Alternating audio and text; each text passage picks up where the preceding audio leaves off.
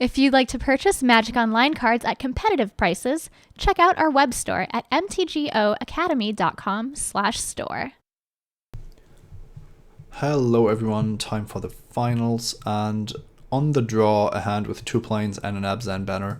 I'm going to keep it. It always has this danger of not getting there, but I think the upside is just there with me having a white 3-drop and the Abzan guide, which I'm always happy to see, and also my late game already looking pretty sweet as well.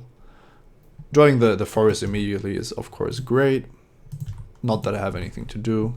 My opponent with the better fixing here, blue-green and a plains. The fact that my opponent played 2 duels in the first 3 turns could mean that we are actually facing off against a 5-color deck or maybe a 4-color deck. The combination, the bunt combination is very rare in this format. So this is interesting because I really want the banner in play, and I might even want to hardcast the Abzan guide. Now drawing this Blossoming Sands is kind of awkward, and it could mean that it's better to morph Watcher of the Roost here and then play Abzan banner only next turn. I think that gives me the best board impact. I don't think that Watcher of the Roost can really be used to block here. This is the point where my morph is not dying to what my opponent does, but I'm just happy to have him, to be honest. I think flying is a very potent ability in this format. Alright, Jeskai banner. Yeah, so this is most likely 5-color, maybe 4-color on my opponent's side. Another Abzan guide, that's also great. And once again, I'm going to reveal the Venerable Lamassu. I think that the advantage for my opponent is not too great.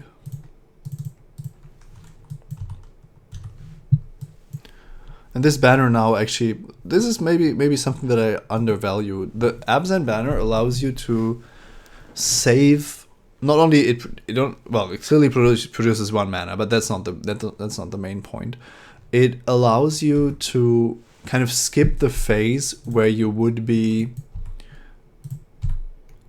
casting these Abzan guides as morphs, and instead you can just hardcast them, which often is just far superior. And I think here I'm just playing the Abzan guide face up. It's possible that my opponent still is able to attack into it, and then I have to decide what to do. It's possible that I'm giving my opponent some information here, but overall, with this kind of hand, I don't want to spend additional mana on my cards. Alright, if both of these creatures had attacked, I pretty much wouldn't have had a block, I don't think. In my upkeep, there was a short pause there.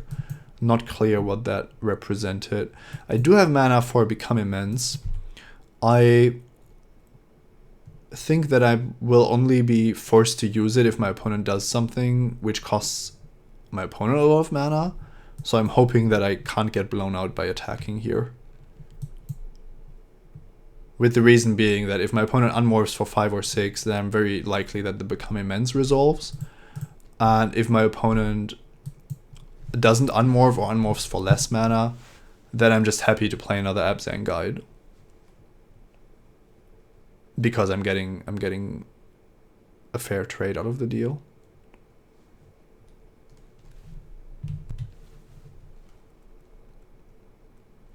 Alright, it's an archer, so that's the creature that can block my flyer, and I still want to use the Become Immense here. It's a bit more risky, but I think it's too good to pass up on.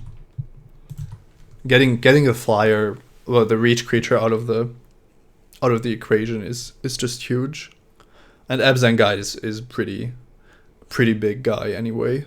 I could even make it even bigger with Chief of the Scale, which could be relevant against these morphs. Oh boy. So many morphs. Land number 7. So I do have the mana for the Lamassu that my opponent knows about. I also have a pretty safe attack with the Abzan Guide, but an even better attack if I have the Chief of the Scale in play. Now, this is my 7th land, and these cost 8 together, but the Abzan Banner creates a mana, so yeah, just double checking, but this is actually the superior play here. I think that a 4/5 Abzan Guide is a lot harder to block for my opponent. There's always the potential for Monastery Flock, but if not, then there isn't even a double block available to my opponent.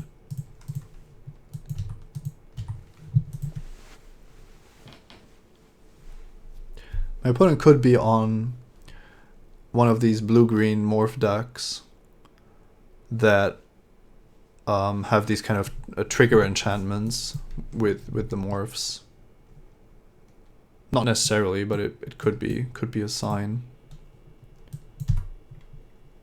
And here I think everybody but the Chief of the Scale wants to attack.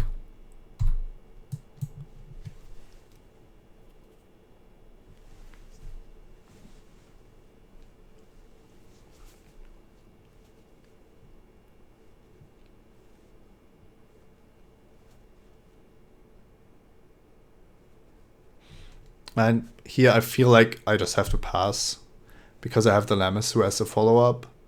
And if I unmorph the 4/4 and my opponent has a better morph creature, then I just wasted my turn. But if my opponent unmorphs and I have a... Oh. Yeah. That was good for my opponent.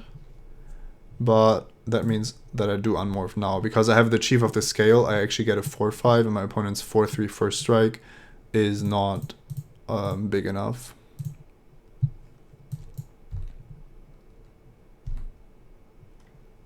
So I traded with the Glacial Stalker because of the morph trigger from Ifrit Weapon Master.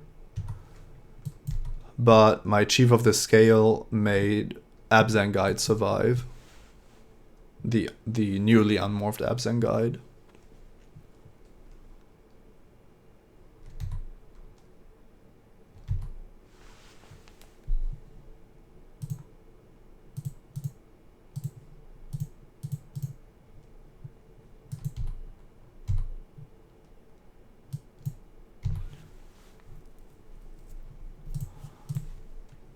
I think that Absent Guide can still attack here, but I'm holding back the Chief of the Scale. There is an argument to be made to attack with everything, because it becomes that much less likely that my opponent has a good block. And here a double block could actually mean that I don't have a good decision to make. But not attacking doesn't feel right either.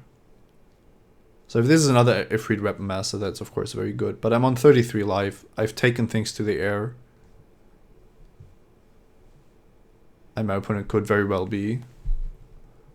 Oh yeah, actually Mystic of the Hidden Way and another Ifrit Weapon Master, but still the concession. The Ifrit Weapon Master targets another target creature, so maybe that's the reason why my opponent conceded here. The 4/3 first strike actually needs a companion to get... to deal with the 4/5 Abzan Guide. Alright, that worked out very well, despite my opponent having powerful cards as well. So, I'm actually not sure if I want anything. The Rite of the Serpent, I'm still not convinced that that's really what I want to be doing. The Become Immense is going to be very, very, very... good against double Ifrit. Throttle is also very good. Rite of the Serpent I don't think is going to be that good. Now, it's not clear if Defiant Strike is really what I want to be doing. It's possible that I should bring in Erase, simply because it looks like my opponent is on one of these enchantment-fueled morph decks. But without having seen a target, I think that's just a bit too ambitious. Yeah. My first instinct is to just keep it like it is. I guess Rotting Mastodon could go out again for Rite of the Serpent or Tusked Colossodon. and that at least has 5 toughness, so it's good against the Ifrits. Yeah, let's just take put in a creature and not make the mana worse than it already is.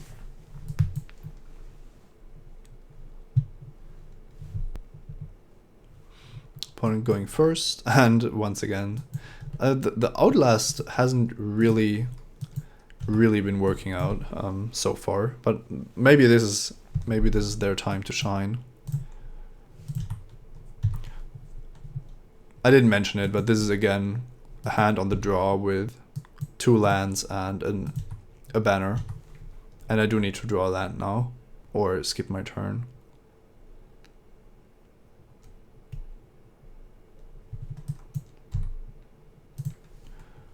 Not the best timing, and also not a white land, but I'm in the game. That's the important part.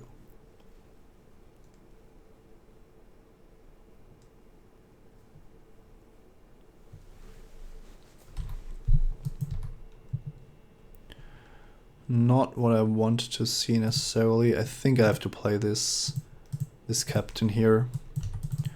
Now, it's very likely that my opponent is able to attack here, maybe because of an Ifrit Weapon Master. But playing the banner, taking more damage, and then still not really having a good play doesn't seem better.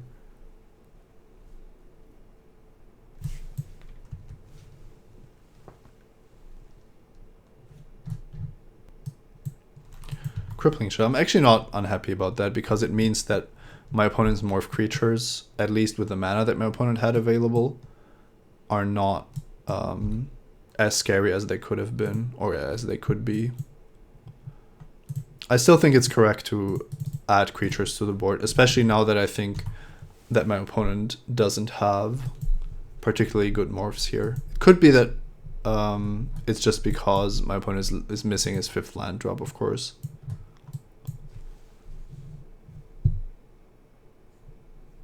Alright, I think that these creatures are going to become pretty good pretty soon. So I definitely want the Abzan banner at some point. I need it at some point.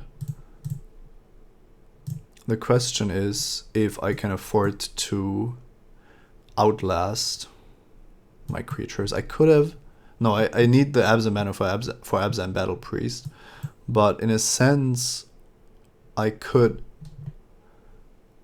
outlast this so that the Abzan Battle Priest leads to an immediate life swing when I play it, and that could be a good way to not be forced to block too much. So it's basically build your own Abzan guide. That's what my goal is here.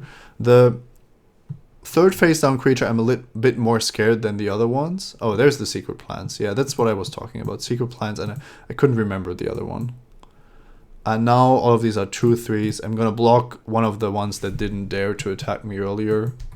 So I think this is just an attack because my opponent basically has a free attack here. And I get to play the Battle Priest and outlast this guy and attack with this. And this was my idea, to swing the raise back into my favor without being forced to sit there and block morphs that are just going to blow me out.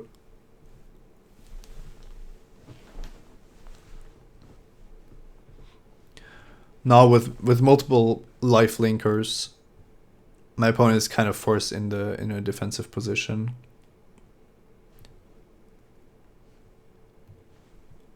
Which could actually be great for me. I could just start growing my creatures every single turn.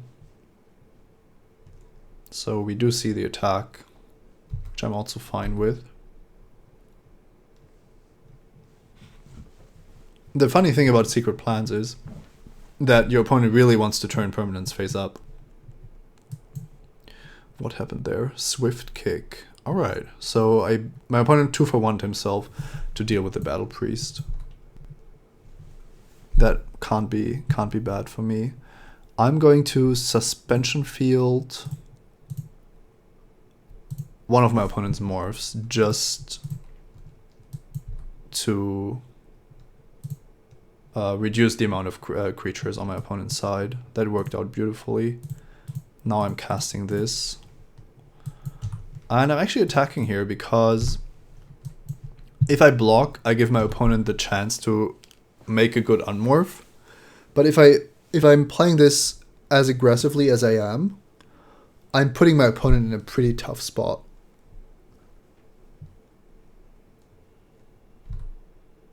Alright, that didn't work out as nicely as I thought. Ghost Fireblade is just super powerful. And my creatures aren't big enough to fight this. I do have the Become Immense, so one thing I can do here is attack with everything and then just try to cast this, hoping that it resolves, basically. I don't hate this line, actually. It's definitely one that my opponent isn't expecting. The main card I'm worried about here is the counter spell that counters expensive creatures, expensive cards. But looks like my opponent doesn't have it. But he knew about it. That was fun. I think it was fine to go for it here. If that works out, I can't really lose. And with the secret plans, I also don't want the game to go too long. Oh, okay, that's it. Wow, yeah, what a showing. Abzan, bit of Outlast, but I think Abzan Guide really being the key card. The two banners, superb. I mean, this was such a good showing for the banners. I'm definitely going to reevaluate them. I know that a lot of people have basically said that you don't really want them in your deck, but from this very little sample size, I was definitely happy to have them in this particular build. And the other MVP was definitely the Lamassu. Just an expensive air elemental, an expensive Djinn is still just a very good card in limited. 7 mana is probably one more than you would like to pay, but it's still for an uncommon, that's a very, very good package here. And I think the fact that evasion is so powerful in this format also counts extra. Like, even this Watcher of the Roost was always a big problem for my opponent. Awesome. I don't want to say I like the format because I won, but I think that these games were really interesting. I certainly didn't play perfectly. I even misread one of my cards, but ultimately, just these concepts of Khans of Tarkir are really exciting to me. Morphs being mana fixing, mana smoothing, but also preventing you from flooding because you can spend additional mana and you gain an information advantage, and you have interesting decisions, bluffing decisions, blocking decisions, attacking decisions on both sides. It can be a bit frustrating to play against morphs, but the fact that up to 4 mana the morphs won't really blow you out too much is really making things a lot easier. And yeah, there's still so much to explore, and I'm happy to do that for you, with you. And please let me know in the comments what you want to see, what you found out about the format, and where you think it's going to head. I hope you got something out of this. It's been a pleasure, as always. Thanks to the fine folks at mtgoacademy.com. I'm Simon Görtzen, and I'll be back. Bye-bye.